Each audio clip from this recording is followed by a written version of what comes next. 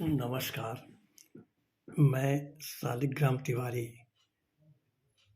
उत्तर प्रदेश के देवरिया ज़िले के ग्राम सभा तिलौली का निवासी हूँ और मेरा जन्म 1954 में हुआ और आज करीब 69 साल की उम्र के बाद मैंने यह महसूस किया कि उस समय का जो सामाजिक परिवेश था और वर्तमान सामाजिक परिवेश में पारिवारिक विघटन इस आधुनिक समाज में एक प्रमुख समस्या बन गई है।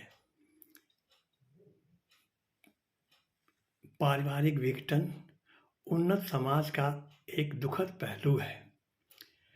यह बात सत्य ही है कि सभी व्यक्ति समान नहीं होता।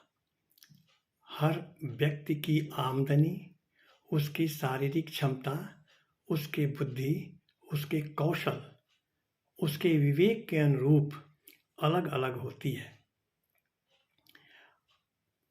परिवार के सभी सदस्यों में समानता हो ऐसा संभव नहीं है, क्योंकि कोई संपन्न होगा, कोई कम संपन्न होगा, कोई निर्धन होगा। लेकिन हमें प्रयास ये करना चाहिए कि पारिवारिक संबंध में मधुरता बनी रहे। हम अपने अंदर अहंकार कभी भी नहीं आने देना चाहिए अपनी संपन्नता का। आज तो यह स्थिति हो गई है कि परिवार के जो संपन्न सदस्य अपने ही परिवार के कम संपन्न सदस्यों से दूरी बनाए रहते हैं। हद तो तब हो जाती है जब वे अपने बच्चों को भी उनसे दूर करते हैं। यह वैमनस्यता जो बढ़ती जा रही है, यह इसकी खाई और चौड़ी होती जा रही है और परिवार के मुखिया का यह परम कर्तव्य एवं धर्म होना चाहिए कि वह इस वैमनस्यता की बढ़ती खाई को वह बढ़ने न दें। अपने स्तर से पारिवारिक एकता को कायम करने के लिए प्रयत्नशील रहें। बहुत यह बात सत्य है कि ईश्वर ने सबको एक समान नहीं बनाया। कोई निर्धन है, कोई संपन्न है, कोई मध्यम वर्ग का है, कोई शारीरिक रूप से स्वस्थ है, कोई अस्वस्थ है। तो इसलिए सबकी आय अलग अलग होती है।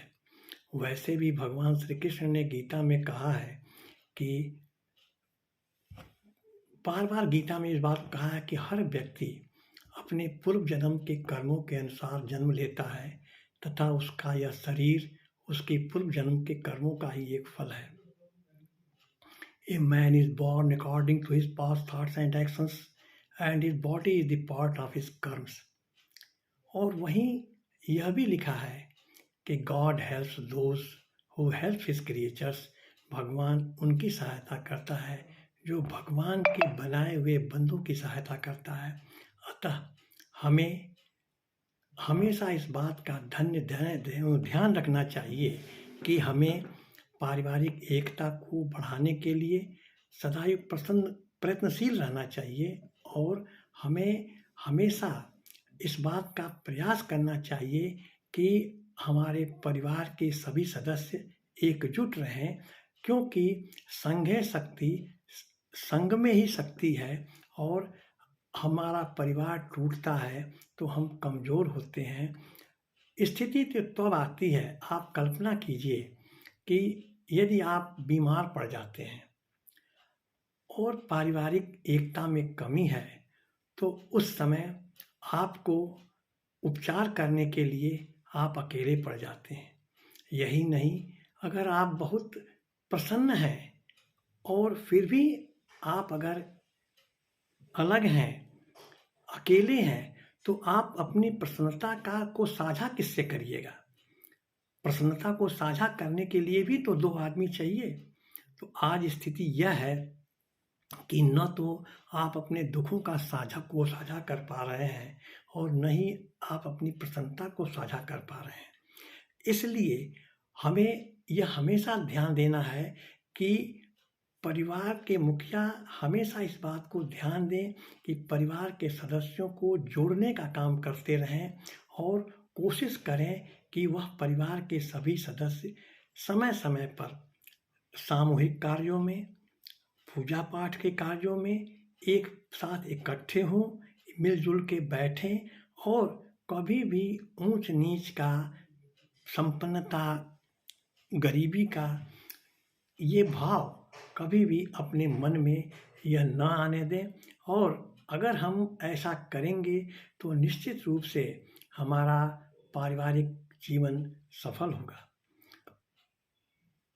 1954 के आसपास जब हमारा बाल्यकाल था, उस समय मैंने देखा कि हमारे बाबा, चाचा ये सब लोग एक साथ बाबा, चाचा, भाई, भतीजे, नाती, पोता सारे लोग एक साथ एक घर में रहते थे।